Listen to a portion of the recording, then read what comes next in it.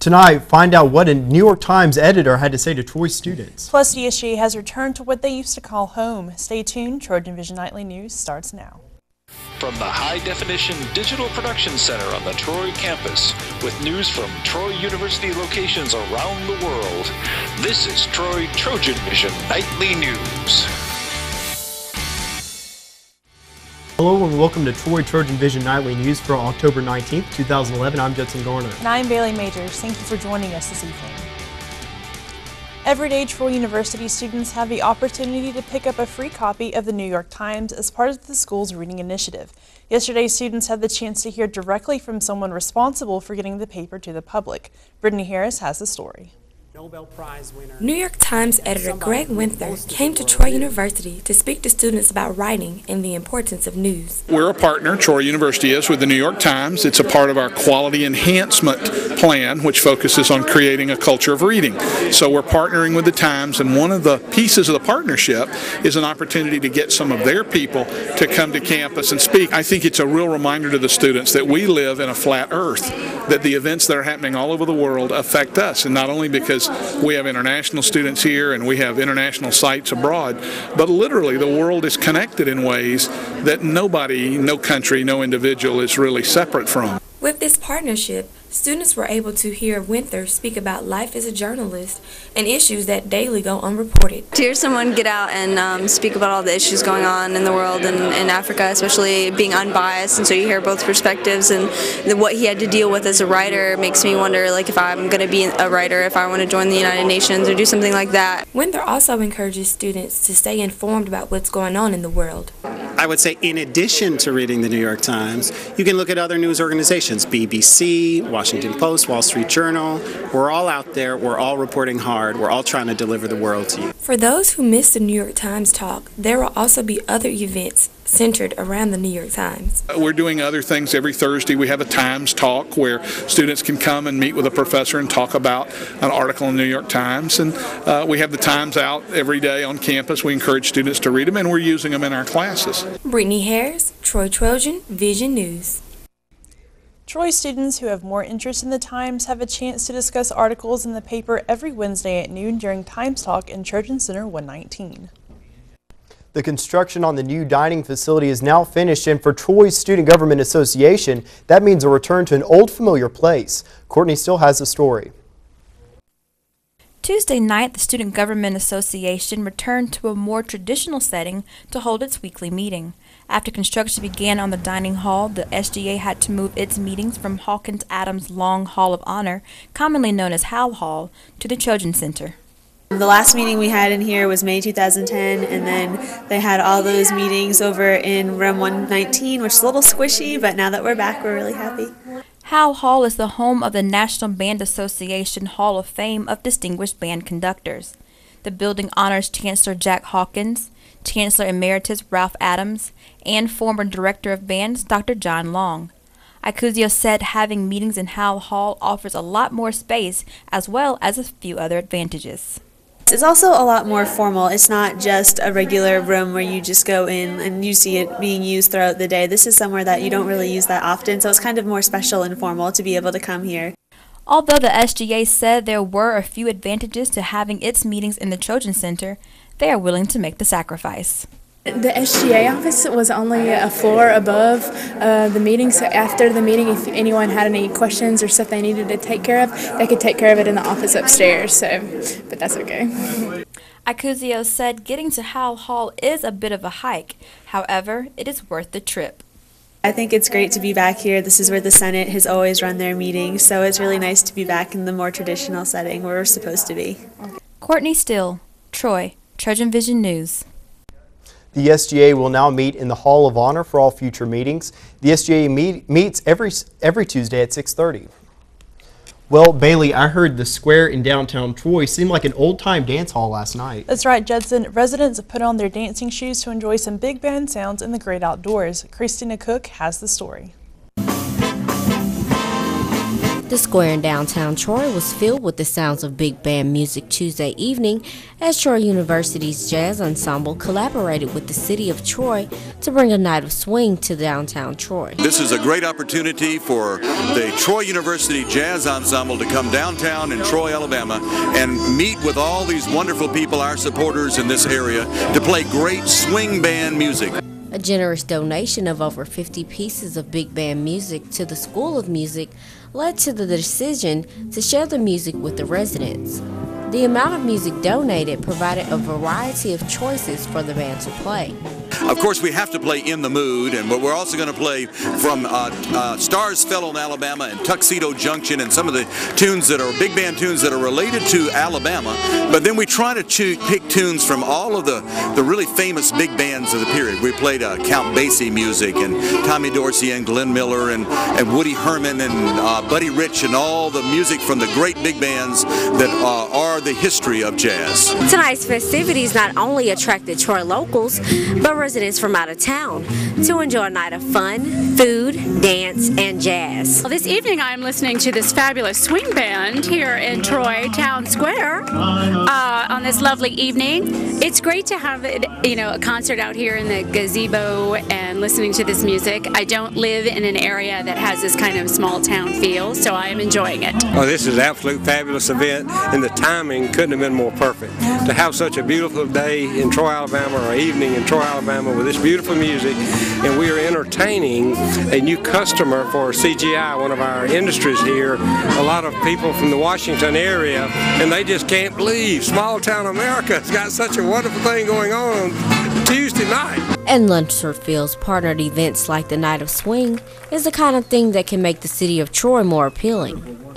We partnered through the years with construction of the stadium and some other things, and now bringing the university family into our family more and more is something we need to really pay attention to and emphasize more. So the Night of Swing gave both Troy residents and out-of-town visitors a chance to have a different kind of fun on a cool fall night. Christina Cook, Troy, TrojanVision News.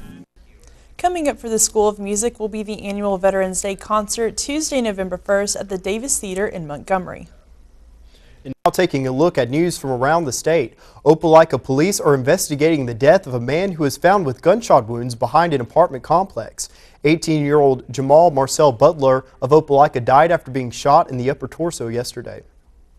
Alabama's Ten Commandments judge Roy Moore says he's seriously considering running for his old job as Chief Justice. The 64-year-old Moore told the Associated Press in an interview Tuesday that lots of people have encouraged him to enter the Republican primary, and he expects to decide by January 1st. The court-appointed receiver in charge of the Jefferson County sewer system warns that rates for residents could rise dramatically in the coming months. Receiver John Young says he's prepared to increase sewer rates by as much as 8.2% around December 1st. Still to come on TrojanVision Nightly News, the Trojans quarterback has been under a little stress recently. We'll take a look at that situation next in sports. Plus, Lions, Tigers, Bears, oh my. Well, that's what some residents in an eastern Ohio city were saying today. We'll have that story after the break. Intense search is underway for dangerous animals on the loose. I'm Danielle Nottingham in Zanesville, Ohio with the very latest. Fear that a massive earthquake has rocked the city. West natural disaster, this region has ever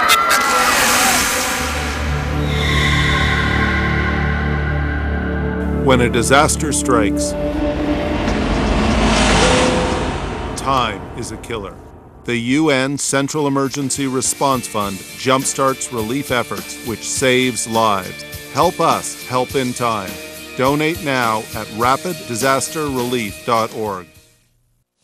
Over the course of time, Troy has consistently turned out quality graduates. We're trying to develop future leaders. If it had not been for Troy University, I would have never had the honor of being the Alabama Teacher of the Year. We want to educate the mind to think, the heart to feel, the body to act. And we do that within the framework of one real university. Troy University, in class, online, within reach. Troy.edu. From the high-definition digital production studios of Troy University, you're watching the award-winning Troy TrojanVision Nightly News. Police in Ohio have been dealing with a wild situation, tracking down dozens of dangerous animals that were set free from a preserve. Officers are warning residents to stay inside. Danielle Nottingham has the latest from Zanesville. Schools and roads are closed near an animal preserve in Ohio, where dozens of dangerous animals escaped. A couple are still on the loose. That leaves us with what we believe is only 2 animals that are missing from this farm, and one would be the monkey and one would be a wolf. Police say the owner of the preserve freed almost 50 animals yesterday, including tigers, bears, and lions, before he killed himself. Officers moved in and gunned down at least 30 animals. We could not have animals running loose in this county. We were not going to have that. Some animal rights groups are criticizing the sheriff for not using tranquilizers, but he has supporters. The sheriff has to make a decision. You can't say, oh, well, I'll check out in the morning. You can't do that with tigers and lions and leopards and, these animals. He had to do what he had to do, period. The animals did not attack anyone, but they put everyone in this small town on edge. Yeah, when we went to take care of the cattle this morning, a couple guys working for me took a gun with them because you don't know if something's in the barn. Ken Maxwell drove 50 miles from Columbus, hoping to see an exotic animal. I was sitting home watching TV. I'm retired, and I thought I'd come down. Police say they received numerous complaints about animals on the preserve. Authorities were reportedly in the process of trying to close it down. Danielle Nottingham, CBS News, Zanesville, Ohio. Now Danielle Percival joins us for a look at sports. Well, Danielle, it's the middle of the week. What's going on in Trojan sports? That's right, it is the middle of the week. Nobody is actually in action tonight, but of course there's still plenty to talk about, and what seems like everyone's favorite topic is football, so let's get right into it. With a sub-500 record on this season, the Trojan football team is looking to correct some mistakes and get back on the right track. And one area that is a concern is protecting the quarterback. Troy had only allowed 6 sacks in the first 5 games of the season, but allowed 4 in the game on Saturday, and that's enough to cause the quarterback some added pressure. The game of football is often referred to as a 3-phase game. It takes a collaborative effort from the offense, defense, and special teams to pull out a win. But when a team loses, sometimes the loss isn't taken in the same manner. Sometimes the blame falls on one player, and right or wrong, often that player is the signal caller. And quarterback Corey Robinson says he knows his performance on Saturday wasn't enough to get the job done. Really, all I can say is that I went out there and laid an egg, I guess. I just didn't play up to my ability on Saturday, which is not acceptable to me or to this football team. And, that's going to change. And like I said, I'm going to continue to get better. I'm going to work hard this week to when we go down to FIU to see if we can go down there and get a win. Robinson is only a sophomore on the field, and some might be thinking he's going through a sophomore slump. However, through the first 5 games of the season, Robinson racked up 1,650 passing yards and 9 touchdowns. In the game against Louisiana Monroe, it was the first game of the season Robinson has thrown for under 250 passing yards. Robinson says he has just had trouble dealing with the Louisiana teams of the Sun Belt. The past 2 weeks, the Louisiana schools, in my 2 years here, I've never played good against them, but, like I said, I got to change some things, maybe the way I prepare, maybe, the way my mindset going into games these past 2 weeks or something, I got to find something, I'm going to fix it, and I got to just continue to take coaching and try to get better. And the conference slate doesn't get any easier this week as Troy faces Florida International. With another tough conference matchup on the horizon, Robinson knows he has work to do to get this team back to the W's. I'm going to do my best to continue to get better, just to improve my game and, to help bring back the winning tradition that we have around here and that we're going to get back to. The Trojans still have time to work on the mistakes and prepare for their Tuesday night matchup against Florida International. Kickoff is set for 7 o'clock. And the Troy soccer team is also hitting the road again, this time heading to Bowling Green, Kentucky. They will be facing Western Kentucky tomorrow night at 6 o'clock. The Hilltoppers have won 5 of their last 6 games, just the opposite of the Trojans, who have lost 5 of the last 6. The Hilltoppers have only lost 1 game at home so far this season, and the Trojans' road record doesn't seem to be playing in their favor. Troy has gone 1-6-1 on the road this season, and seeing as this is the last road match for them, this is their last chance for redemption. The Troy University men's golf team was in action over the weekend in Hopkinsville, Kentucky at the F&M Bank APSU Intercollegiate. However, after posting a 277 in the second round on Monday, the Trojans struggled on the final day of the tournament. Tuesday's slide to a round of 299 dropped the team from second place to 7th place. Senior Ricky Casco led the team as he tied for a 10th place finish in the tournament with a 4 under par score of 212. The team will be closing out their fall schedule November 7th through the 9th at the Amelia National Intercollegiate. So Judson, Bailey, of course we want to wish the football team luck as they are heading into their next matchup, but there's still some time for them to work on the things that haven't really been going right, and the soccer team will be in action tomorrow night, so our only midweek game of the season, or of the week this week, so we want to wish them luck as they are traveling up to face Western Kentucky. Oh, best of luck to everyone. That's right. Danielle. Coming up on TrojanVision Nightly News, we'll take a look at what will be inside this week's edition of Troy University's student newspaper, The Metropolitan. Plus, we've seen a few showers and cooler temperatures, but what can we expect for later in the week? Bree? Well, keep those jackets if they're going to be out tonight. I'll tell you more coming up next in weather.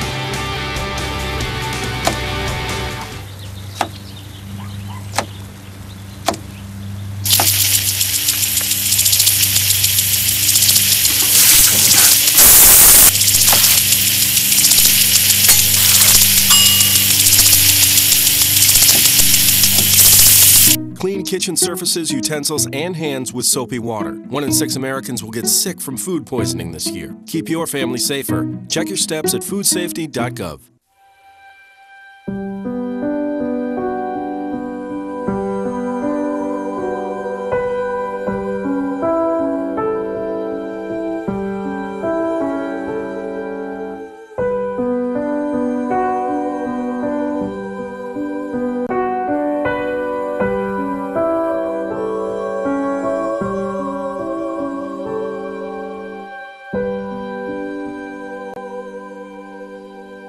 From the high-definition digital production studios of Troy University, you're watching the award-winning TrojanVision Nightly News. Troy University's official student newspaper, The Metropolitan, comes out every Thursday to give us a look at what will be inside tomorrow's edition of The Trop. Here's Ed Bailey. Good evening, Troy University. Here's what you can expect to see in this week's edition of The Trop. News will have the scoop on Greg Winter of the New York Times visiting campus. Features will have a student spotlight on Judith Roberts. We'll also bring you the news on Troy's athletic training program receiving maximum continuing accreditation. Arts and Entertainment will offer a closer look at the ARPA 10 exhibit in Malone Hall, and sports will recap the Coach O Invitational as well as give you the details on the Trojans volleyball and soccer exploits. And that's tomorrow's Trop Today. I'm Perspectives Editor Ed Bailey. And now Bree Sanders joins us with the weather. So Bree, we saw a little bit of rain last night, and that brought cooler temperatures for today. Are those temperatures going to stick around for tonight? Well, yes, it's been really, really cool today, and there's a possibility that it could be getting a lot cooler tonight. Well, I'll get more into that in just a moment. Let's take a look at our campus snapshot. Looking at campus right now, it's very, very cloudy outside. So if you're headed to class or if you're leaving work right now, you might want to keep that jacket with you because the clouds are bringing in those cool temperatures. Let's move on to our current conditions. It's mostly cloudy right now. Temperatures at 58 degrees, dew points at 36. Humidity is at 44%. Barometers at 29.73 inches and rising. Winds are coming in from the west at 15 miles per hour. Today's stats. The high today was 63. The low tonight will be 36. There was no rain today. The sun rises at 6:49 a.m. and the sun should set at 6:07 p.m. Let's look at our temperatures around the state. We see Huntsville coming in with the low at 47, Birmingham with 52, Montgomery with 56, Troy with 58, Phoenix City at 56, Dothan with the highest at 64, and Mobile at 63. Our current temperatures around the southeast, we see in our area we're experiencing some mid-50 degree weather, and as we head eastward, we see that it's getting a lot warmer, well, a little bit warmer, as we see the Carolinas in the upper 60s, Florida in the upper 70s, as well as Texas. Looking at our current temperatures around the U.S., we see on the West Coast, they're experiencing some mid-60 degree weather, but as we head into the Midwest, it gets a little bit cooler into the mid-50s, upper 60s. As we look at our current surface map, we see we have a few high-pressure systems here, very windy, and we see in Kentucky, we have a few moisture systems. It's a little bit cool in their area. As we move closer to our area, we see that we have that cold front heading into the Atlantic that came last night, which is a reason why we have those cooler temperatures in our area. Precipitation forecast for the next 48 hours, we should be okay, not experiencing any rain. But as we look at Tennessee, they'll have a little bit of rain, as well as Florida. Our forecast winds, we do have those winds coming in from 10 to 15 miles per hour, so you might want to keep that jacket with you. Tonight's forecast will be in the lower 30s, and we see the rest of the southeast will be in the mid 40s as well, a lot cooler than what we've been looking at lately. Thursday's forecast, we see it'll be a little bit windy but no rain. Heading into our weekend on Friday, we see that there won't be any rain. There'll still be a little bit windy, but we can prepare for a clear day. Saturday, a clear day as well. We see Texas experiencing a little bit of rain, and on Sunday to end our weekend, no rain, clear Sunday, great week. Taking a look at tonight's forecast, we have cloudy skies, strong winds, very cool coming in from the west from 10 to 15 miles per hour with a low of 36, so you might want to have that jacket on for tonight. For tomorrow's forecast, partly cloudy, strong winds, very cool coming in from the northwest from 10 to 15 miles per hour with a high of 65, much like today. Looking at our class outlook, 7 a.m. it will be around 40 degrees, so you might want to have a jacket on. At 10 a.m. it warms up a little bit to 56, so you can keep that jacket. At 1 p.m. it'll be about 60, so you can lose that jacket and possibly go for a run. And around 3 p.m. it'll get to our highest at 65. Let's take a look at our 4-day forecast. On Thursday, the high will be 65, the low at 36. On Friday, the high will be 67 with a low of 38. Saturday, that high will be 70 with a low of 41. And Sunday, it gets to the warmest at about 74. So, Justin, as you can see tonight, it will be a lot cooler. But as we head on into the rest of the weekend, it will warm up just a little bit for us. So that fall weather looks like it may be here to stay. Well, I say bring on the cooler temperatures. I mean, I'm happy with it. So, I agree. Yeah. Thanks, Aubrey. You're welcome.